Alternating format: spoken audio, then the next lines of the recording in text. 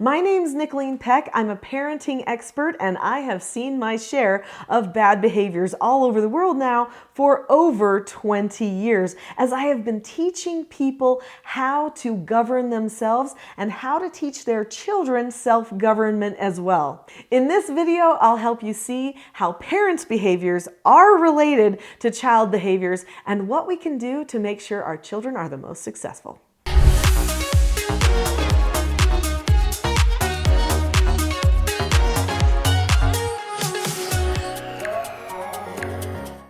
So let's talk about bad behavior for a minute. What are some of those bad behaviors that we really don't like that our children do?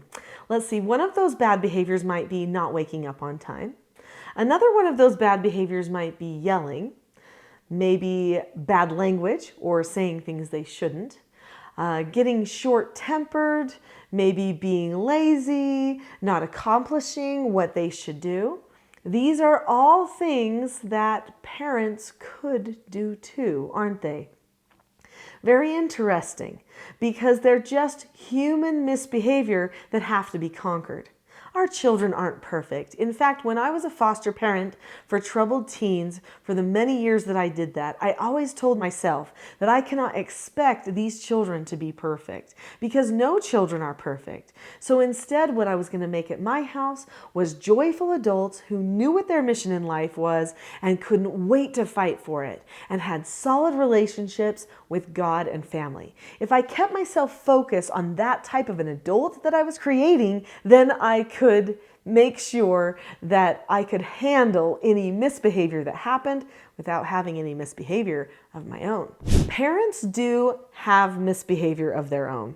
This is true. In fact, when children show signs of misbehavior, like maybe a child swears or they won't eat their food and the parent gets frustrated, or they get worried because they don't want the child to have that particular type of misbehavior, when the parent takes things personally, which is always a dangerous thing to do, then oftentimes the parent initiates a power struggle.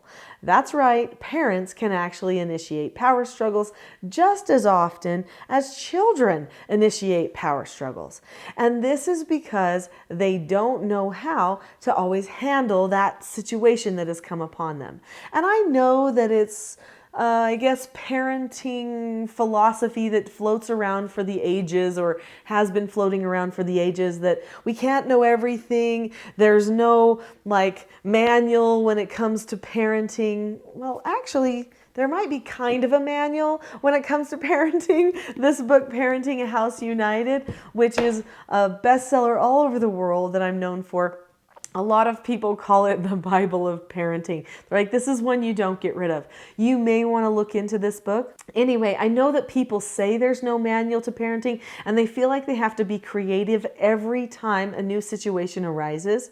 But what I learned as a foster parent for troubled teens was that getting creative was going to get us all into trouble because it wasn't predictable and oftentimes would go emotional. So instead, I decided to create scripts and skill sets for myself so that I didn't misbehave, so that I could point the direction for my children.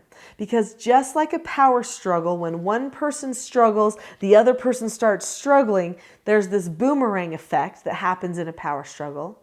Also with good behavior, good conduct, calmness, that also has a boomerang effect and leads to other good behavior and calmness. So I hope you're seeing that parents definitely do have an impact on their child's behavior, good behavior and misbehavior. Now, what I'd like to do is to go into some detail on the yes answer to our question of how our behavior impacts our children, or does it indeed impact our child's behavior? Yes. And then go into some things where no, because we aren't to blame for everything. I'm going to talk about yes, that we are to blame. Then I'm going to talk about no, that we're not to blame. Then I'm going to talk about yes again, that we are to blame, and then no again, that we're not to blame. So let's get into the first round of yes, we are to blame for our children's misbehavior. Some of the reasons why we are to blame for our children's misbehavior is because we are the ones doing the teaching. We're the ones that are supposed to teach the skills. So we teach our children how to problem solve. We teach them the skills they need to accomplish things, or we don't. We also teach our children priorities. If our priorities are our own things and not the relationships that are around us, if our priorities are how we feel and what we want in the minute, then our children are going to think if they don't want to get up, that's a priority. That's how they feel in the minute too. The things that we teach our children really do come out when we see their misbehavior. Parents set the example for how to self-govern. So if I want my children to wake up on time, guess what I have to do? I have to tell myself to wake up on time. And when the alarm goes off, I've got to get up. No excuses. Otherwise, I can't be too shocked if when their alarm goes off or I tell them it's time to wake up, that they've got their own share of excuses and their lack of motivation too.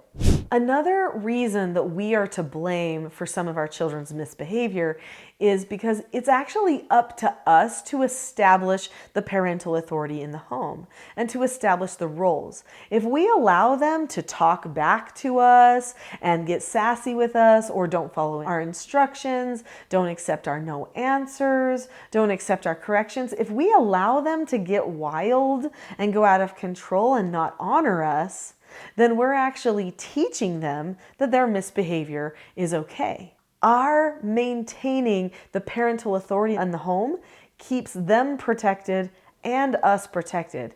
It helps everyone feel security, and it's a vital lesson that we teach. We're also to blame for how our children communicate with each other, because the way that we communicate with our spouse, the way that we communicate with our friends, the way we communicate with our children teaches them what they should communicate like. Sometimes we're not on our best behavior. Sometimes we don't realize that those satellite dishes on the side of their head are picking up all kinds of things that we really wish they wouldn't think, they wouldn't say, and they wouldn't try to use to solve their problems. Because we already know they're not effective. We don't feel good after we talk in those ways that are negative or angry or whatever our go-to is to solve our problems. We don't want that for our children. So that means we've got to conquer ourselves. So now on to the no answer. Why are we not to blame for our children's misbehavior? Well, we're not to blame on a few things. They have other influences in their life. They've got peers, there's the media, there's books they read, there's school teachers that also show them things like how to solve problems and what to think about certain things in the world. So our children are influenced by other people around them, by grandma and grandpa, aunts and uncles, cousins, friends, and who they see on the screen. We can't do a ton about that, but there is something that we can do. It makes a little bit of a difference when it comes to trying to stop those people from having a negative effect on our child's sense of well-being and their behavior. So this brings me to the second yes.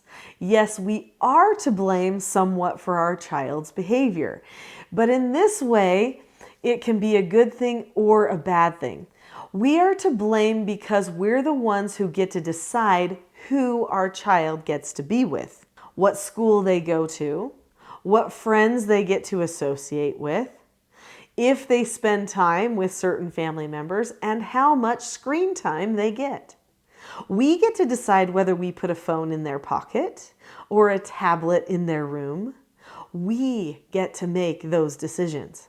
So it is a little bit on us if they start taking all of their social cues and behavioral cues from the influences that are outside of their immediate family and their parents, who should be the ones directing their behavior the most. So now on to the second no, or that we're not to blame for their behavior. So I hope this doesn't feel too crazy to you. We've said we are to blame, but yet we're not to blame, but we kind of are to blame. And now I'm going to end with we're not to blame. So we're not to blame in one aspect, and that is that every person has personal choice. We all have agency, which means that as part of the human makeup, we can see a situation, we can access what we know about that situation, we can access what our will and our morals tell us about that situation, and we get to make a choice.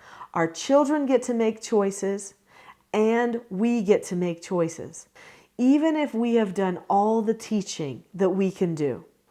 If we have directed them in every way, they still could choose to go away from that teaching. And we have to always remember that. This will help us maintain our love and understanding of them, even if they're doing things that we wish maybe they wouldn't do or they wouldn't say. But you know what? There's hope. So that's what I want to talk about now is, what is our hope in this situation? If they could choose bad despite what we do, because every person has that, where does our hope lie? I always maintain hope for my children, and I always maintained hope for my foster children.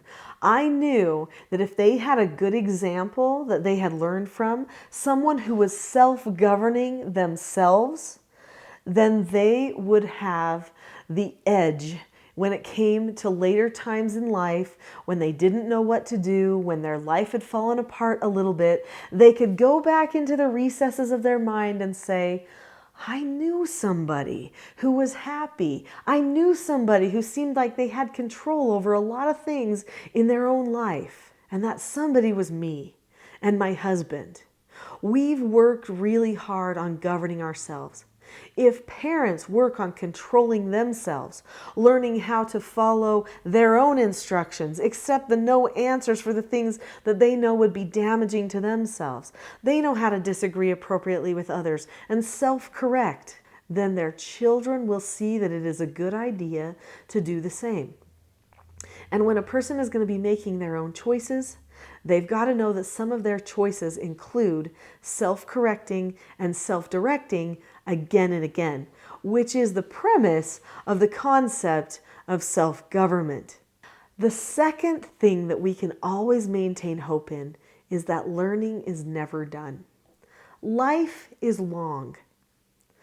Our child could learn that vital lesson that we hoped they learned at age 15 or age 17 when they're 37 or 55. That can happen because life is long, and they may not decide to take that one lesson totally to heart until they really feel like they needed it at another time in their life.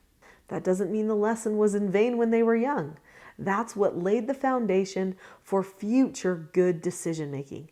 So even if our child seems like they're making the wrong decisions now, we can take heart and have hope that the lessons that we teach and the way that we live our lives will be the things that they hold on to when they need it most. I would love to share more information about self-government with you, because understanding the concept of self-government and self-control is going to help you control yourself better and help them control themselves better too. So if you've liked this video, I'm pretty sure you're going to love my next video, which is all about self-government, called What is the First Step in Effective Parenting?